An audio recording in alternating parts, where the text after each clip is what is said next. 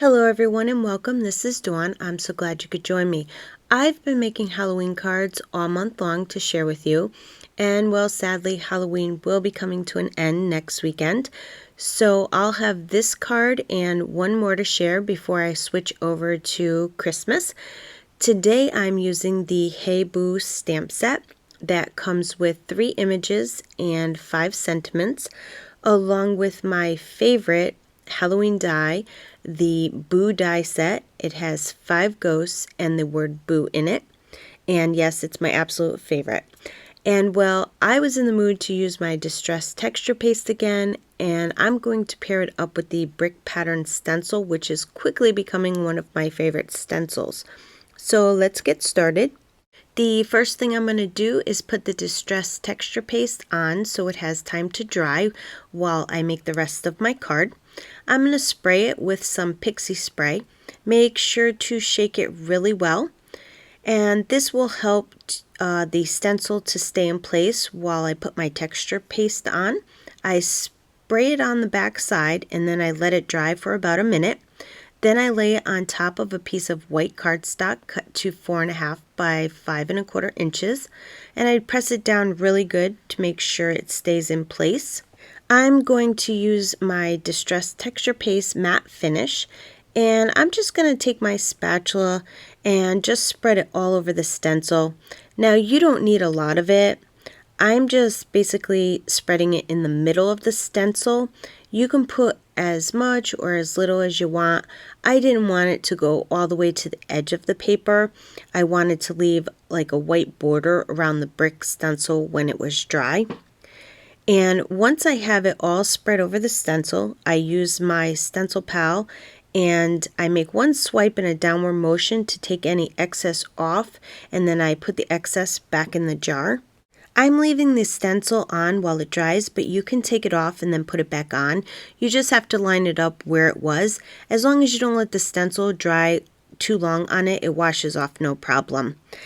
Now I'm going to stamp my images out. Since I'm going to use my brother's scan and cut, I like to stamp a few images and then save them for future projects. So that's what I'm doing here. I like to cover my whole paper with images. This saves a lot of time because the next time I go to use the stamp set, I already have my images cut out, so it makes it so much easier. Now I'm going to do some really quick Copic coloring. I don't really do anything fancy, so I'm just going to go through the colors really quick. I used V06 for the outer edge of the glass, and then I do the middle of the glass with V04.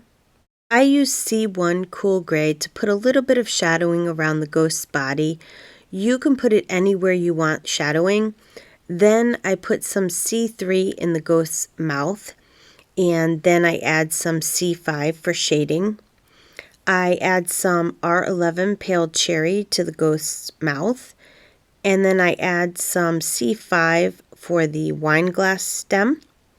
I color the outer edge of the tombstone with some C7 Cool Gray, and then I bring in some C5 and I blend it with the C7, and then I blend those two colors with the C3 Cool Gray.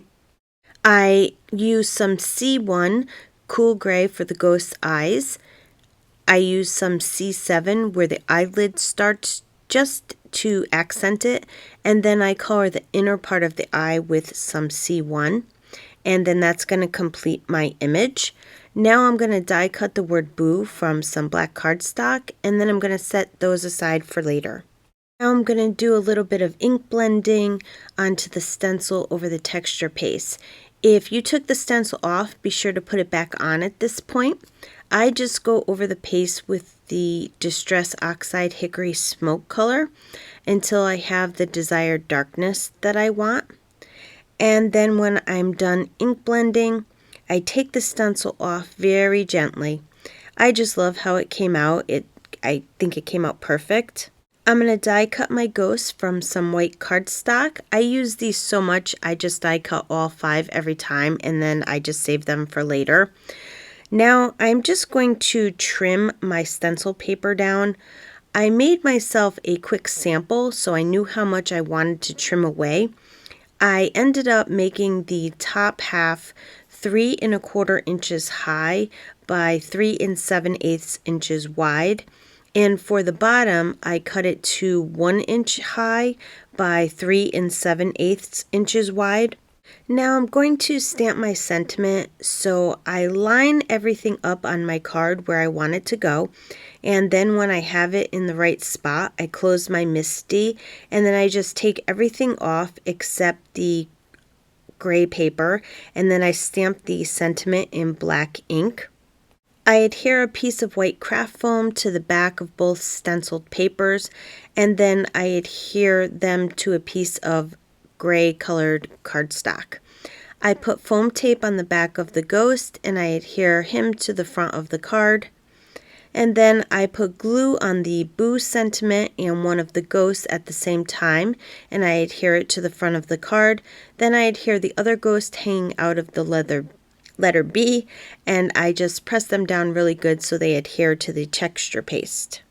Finally, I use This Calls for Confetti black matte, and I'm going to adhere a few to the card front with my liquid glue and my jewel picker.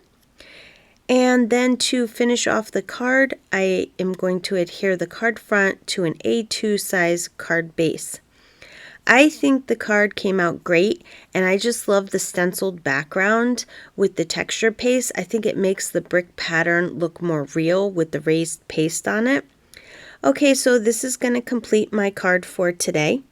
I would love for you to leave a comment below and let me know what you think of the card. And if you like the video, please give it a thumbs up and subscribe to my channel so you don't miss out on any upcoming videos and new product releases. As always, thanks for stopping by and have yourself a wonderful day.